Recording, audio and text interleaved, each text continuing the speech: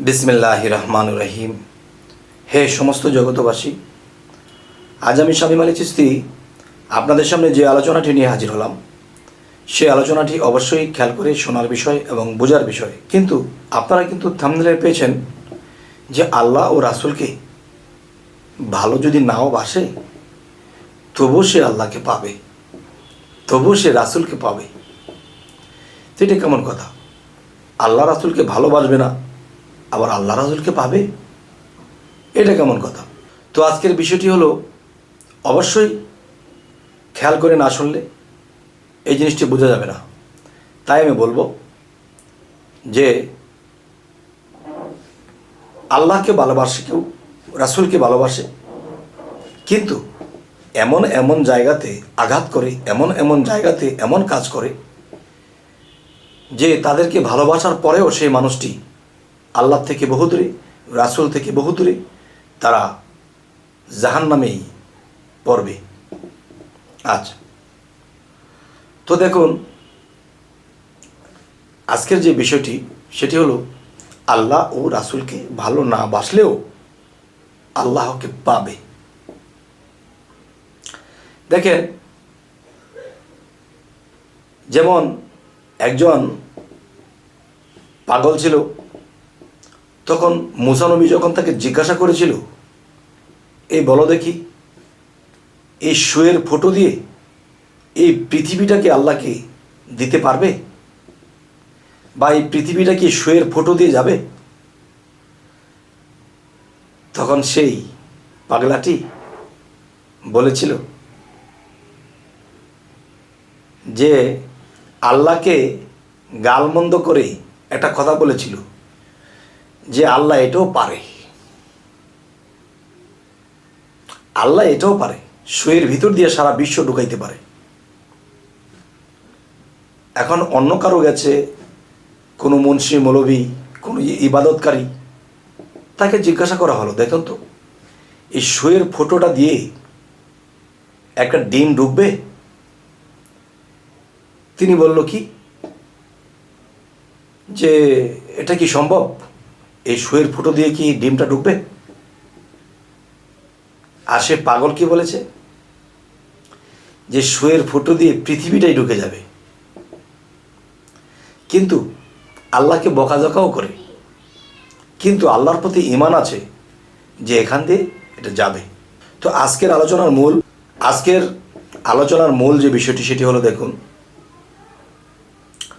যে আল্লাহর ইবাদত করেনি এমন ব্যক্তি, আল্লাহর কোনো কাজ করেনি, কিন্তু সে কি করে, যে তার মনের মধ্যে ধারণা ছিল এই সমস্ত বিশ্বজগৎ, সমস্ত সৃষ্টি জগৎ আল্লাহ সৃষ্টি করেছে এত সুন্দর করে, না জানি আল্লাহ কত সুন্দর, সুবহানাল্লাহ। কিন্তু তাকে আল্লাহর ইবাদত করতে দেখা যায় না, আল্লাহকে ডাকতে দেখা যায় না, আল্লাহকে রাসূলকে ভালোবাসতে দেখা যায় না। সে কি বলে, তার অন্তরে একটা জায়গা দিয়েছে যে আল্লাহ বিশ্বজগৎ এত সুন্দর করে সৃষ্টি করেছে, না জানি আল্লাহ কত সুন্দর। সারা জীবন ইবাদত করে যেটা পাবে, এই যে সে মনে মনে ভেবেছে, এটাই কিন্তু আল্লাহ খুশি হয়ে গেছে। আর সারা জীবন আল্লাহকে ডেকেছে, কিন্তু আল্লাহর অনেক আইন সে লঙ্ঘন করেছে, আল্লাহর অনেক আইন কানুন সে মানেনি। কিন্তু আল্লাহর কাজ করার ফাঁকে ফাঁকে, আল্লাহকে ডাকার ফাঁকে ফাঁকে সে আল্লাহর আইন তো মানেনি, বিভিন্ন পাপ কাজ করেছে, বিভিন্ন লোভনীয় কাজগুলো করেছে, খারাপ কিছু করেছে। আর যে একবার অন্তরে বিশ্বাস করেছে এই পৃথিবী আল্লাহ এত সুন্দর করে সৃষ্টি করেছে, না জানি আল্লাহ কত সুন্দর, এতটুকু কথাই তার হৃদয়ে গেঁথে রেখেছে। আর এই কথাটাই আল্লাহ ও রাসূল শ্রবণ করেছে। আচ্ছা, তাহলে সে আল্লাহকে ডাকেনি, আল্লাহর তো ইবাদত করেনি, কিন্তু আল্লাহর কিছু কথার উপরে, আল্লাহর কিছু বিষয়ের ভিতরে সে ঈমান এনেছে এবং হৃদয়ে স্থান দিয়েছে। আর সেই হৃদয়ে আল্লাহ নিজেই বসত করে নিয়েছে। আচ্ছা, এই গেল একটা বিষয়। আরেকটা বিষয় হলো, একজন ব্যক্তি আল্লাহকে কখনো ডাকে না, রাসূলকে কখনো ডাকে না। সে শুধু বলে কি, ইয়া গাউসুল আজম, ইয়া গাউসুল আজম। আচ্ছা, আবার কি বলে যে কি আবল তাবল বলে, কেমন কেমন করে। যদি কেউ আল্লাহর ইবাদত করে তাদেরকে দেখে সে হাসে, যারা ইবাদত করতেছে তাদেরকে দেখে সে হাসে, কারণ তারা আইন পালন করছে কিন্তু আল্লাহকে মূলত ভালোবাসে না। আর যে আল্লাহকে ভালোবাসে তার অনেক আইন মানতে দেখা যায় না, নামাজ, রোজা, হজ, জাকাত কিছুই দেখা যায় না, কিন্তু বিতর্কত সে আল্লাহকে লাভ করে বসে আছে। আচ্ছা, সেই ব্যক্তিটি কি নাম জপে? ইয়া মুর্শিদ, ইয়া মুর্শিদ। সে মুর্শিদ নাম জপনা করে, কিন্তু সে রাসূল নামও জপে না। রাসূল নামের উপরে প্রেমও নেই, আল্লাহ নামের উপরে কোনো প্রেম নেই। মুর্শিদ মুর্শিদ ডাকে, কিন্তু আল্লাহ রাসূল বলে ডাকে না। তাহলে একে আল্লাহ কি পার করবে? একে আল্লাহ কি ভালোবাসবে? আল্লাহ কি তাকে ভালো স্থানে নেবে? আচ্ছা, তাহলে সে মুর্শিদ মুর্শিদ করে, কিন্তু সে আল্লাহ রাসূলকে ডাকে না। আচ্ছা, তো এখন যে কথাটি বলতে চাচ্ছি সেটা হলো, দেখুন, যে আল্লাহ ও রাসূলকে যদি কেউ নাও ডাকে আর মুর্শিদের প্রতি পূর্ণ প্রেম রাখে, তাওহীদেরই মুর্শিদ আমার মুহাম্মদের নাম, যদি মুর্শিদকেই ডাকে তবুও সে পার হয়ে যাবে। সেটি কেমন? যেমন আল্লাহ বলেছে, হে রাসূল আপনার হাতই আমার হাত। তাহলে আল্লাহ কি বলেছে? হে রাসূল আপনার হাতই আমার হাত। রাসূল, তাহলে রাসূলের স্রোত কার? রাসূলের অল বডি কার? আল্লাহ যদি বলে রাসূলের হাত আল্লাহর, তাহলে রাসূলের সর্বাঙ্গ কার? রাসূলের জবান কার? রাসূলের চক্ষু, নাক, মুখ কার? সেটিও কিন্তু আল্লাহর। তাহলে আমি বলবো যে রাসূল বলে গেছে কি, আমাকে দিয়ে নবুয়ত খতম, নবী আর আসবে না।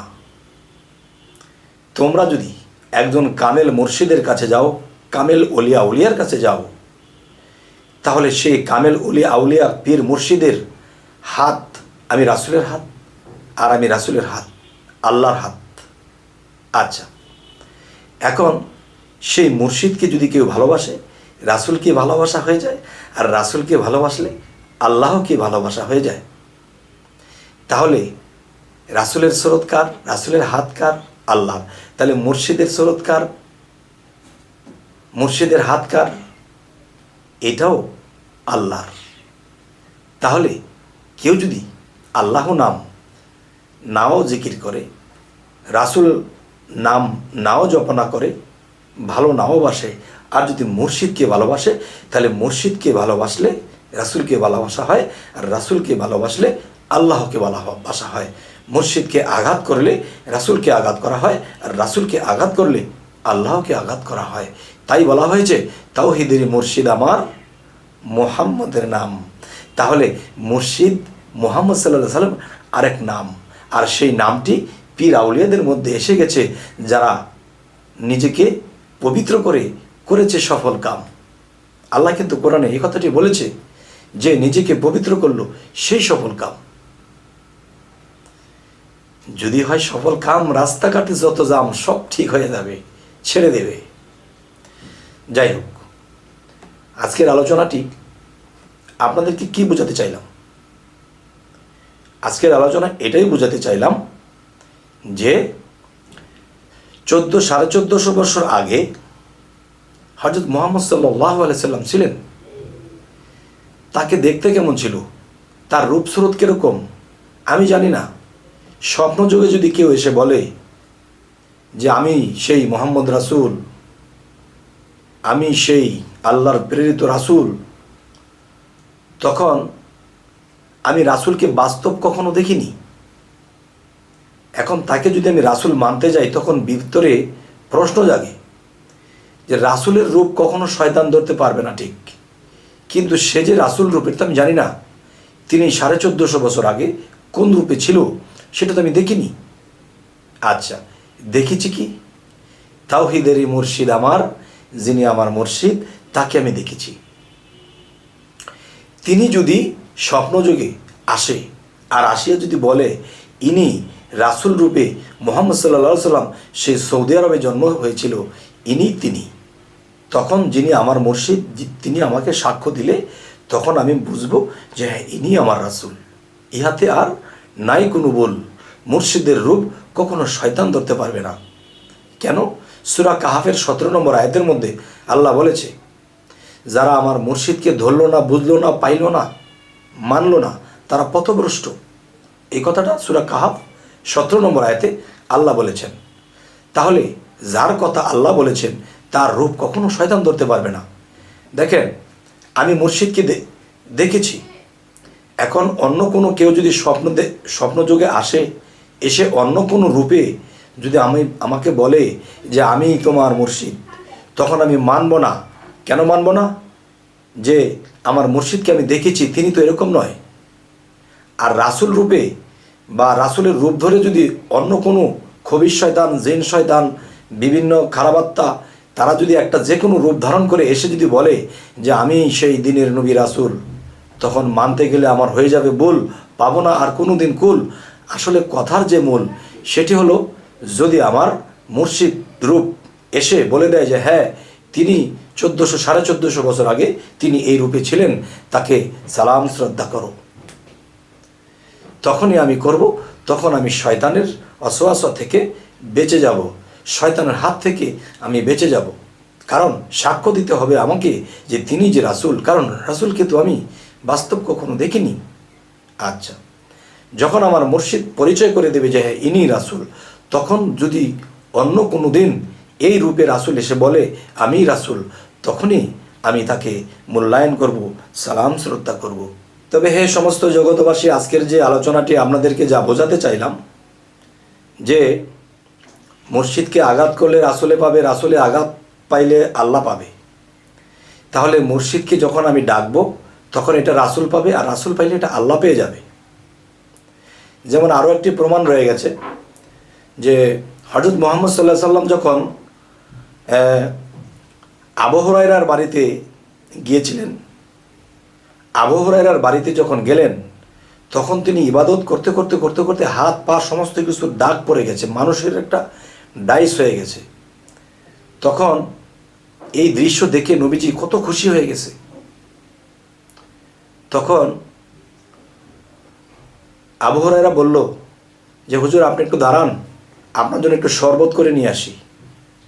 তখন শরবত আনতে গেছে, আর এই দৃশ্য দেখে আর আল্লাহকে বলছে, আর নবীজি কত খুশি যে হে আল্লাহ, আমার আবু হুরায়রা এত ইবাদত করেছে, এত সেজদা করেছে যে এই পাথরটাকে হার মানিয়ে দিয়েছে। এই পাথরের মধ্যে হাতের দাগ, পায়ের দাগ, শরীরের গঠন এখানে ডাইসের মতো হয়ে গেছে, তাহলে সে কত তোমার ইবাদত করেছে। তখন জিবরাইল এফাকে এসে বলতেছে, হে হুজুর, আবু হুরায়রাকে নিয়ে আপনি এত আনন্দিত হবেন না। কেন? যে সে জীবন ভরে যে সেজদা করেছে, একটা সেজদাও আল্লাহ গ্রহণ করেননি। তখন এই কথা শোনার সাথে সাথে নবীজির চোখে অধরে পানি ঝরছে। আর এই সময় শরবত নিয়ে আবু হুরায়রা যখন হাজির হলো যে হুজুর শরবতটা নেন, তখন দেখে হুজুরের মুখ লীলা হয়ে গেছে, কান্নার একটা ভাব এসে গেছে, চোখ দিয়ে পানি পড়তেছে। হুজুর, আমি কি আপনাকে কোনো কষ্ট দিলাম? আমি আপনাকে কোনো যন্ত্রণা দিলাম? আপনার একটু আগে হাসি মুখ দেখেছি, এখন আপনার চোখের মধ্যে মেঘাচ্ছন্ন হয়ে গেছে, আপনি এত কষ্টে আপনি কাঁদছেন, আমি কি কোনো ভুল করেছি? তখন বলল, আবু হুরায়রা রে, তুই যে এই ইবাদত করেছিস, এত ইবাদত করেছিস, তোর শরীরের ডাইস হয়ে গেছে পাথরের মধ্যে। এটা দেখে আমি খুব খুশি হয়ে গেছিলাম। আমাকে জিবরাইল এই মাহাত্ম জানাইলো, তুই সারা জীবনে যা ইবাদত করেছিস রে, কোনো ইবাদত, কোনো সেজদা আল্লাহ গ্রহণ করেনি। তখন আবু হুরায়রা অট্ট হাসি দিয়ে বলতে লাগলো, হুজুর, এর জন্য আমার কোনো দুঃখ নেই, আপনি আনন্দের সাথে এই শরবতটা পান করেন। তখন বলতেছে আবু হুরায়রা, হুজুর, আপনি একটু বলেন যে আল্লাহ আমার সেজদা নিল কি নিল না, এটা আমার দেখার বিষয় না। হুজুর, আপনি কি আমার প্রতি সন্তুষ্ট আছেন? আপনাকে কি আমি সন্তুষ্ট করতে পেরেছি? আমার প্রতি কি আপনি সন্তুষ্ট আছেন? তখন আবু হুরায়রা বলল, আবু হুরায়রা, আমি তোর উপরে অনেক খুশি হয়ে গেলাম, আমি তোর উপরে অনেক খুশি, আমি তোর উপরে কোনো রাগ নেই, গোসা নেই। তখন আবু হুরায়রা বলতে লাগলো, হুজুর, আল্লাহ খুশি হলো বেজার হলো এটা আমার দেখার দরকার নেই, আপনি যে খুশি আছেন আমার আর কিচ্ছু দরকার নেই। তখন বলল, জিব্রাইল এসে বলতেছে কানে কানে, হুজুর, আল্লাহ এই মুহূর্তে খবর পাঠাই দিলেন, আপনি যেহেতু খুশি আছেন তাহলে আল্লাহও খুশি হয়ে গেছে। সুবহানাল্লাহ। তখন আবার অট্টহাসি দিয়েছে হযরত মুহাম্মদ সাল্লাল্লাহু আলাইহি সাল্লাম, হে আবু হুরায়রা, তোমাকে আল্লাহ পরীক্ষা করেছিল, তুমি পরীক্ষায় পাশ করেছো। তুমি যখন বলেছো যে আমি খুশি আছি কিনা, আর আমি যখন বলেছি আমি খুশি আছি, তখন আল্লাহ খুশি হয়ে গেছে। হে জগতবাসী, আল্লাহকে যতই সাজদা করি, যতই ইবাদত করি, কাজ হবে না যতক্ষণ পর্যন্ত রাসূল সন্তুষ্ট না হবে, আর যতক্ষণ পর্যন্ত বেলায়েতের যুগে তার মুর্শিদ খুশি না হবে, ততক্ষণ পর্যন্ত বিফল জিন্দিগি, বিফল ইবাদত। কারণ মুর্শিদ কি? এই মুর্শিদ বিষয়টা কি? এই মুর্শিদ হলো, পীর হলো মাটির দেহ নিয়ে, আর মুর্শিদ এই পীরের রূপে, এর মধ্যে মুর্শিদ রূপে খেলছে সাই। মুর্শিদ যখন খুশি হয়ে যায়, রাসূল খুশি হয়ে যায়, রাসূল যখন খুশি হয় তো আল্লাহ খুশি হয়ে যায়। তাই আমি বলবো, হে সমস্ত জগতবাসী, যে আমরা আল্লাহর হাত, রাসূলের হাত এবং মুর্শিদের হাত, এই তিনটা হাত যখন একাত্র করে আমরা মানতে শুরু করব, তখনই আমাদের এই মানব জীবনটা ধন্য হয়ে যাবে। তো আজকের আলোচনা আপনাদের সামনে করলাম, এবং কী ধরনের আলোচনা আপনারা সামনে চাইতেছেন বলবেন, এবং আমাদের চ্যানেলটিকে সাবস্ক্রাইব করে নেবেন, পরবর্তীতে যেন ভালো আলোচনা এনে দিতে পারি। তো সকলেই ভালো থাকবেন। আল্লাহ হাফিজ।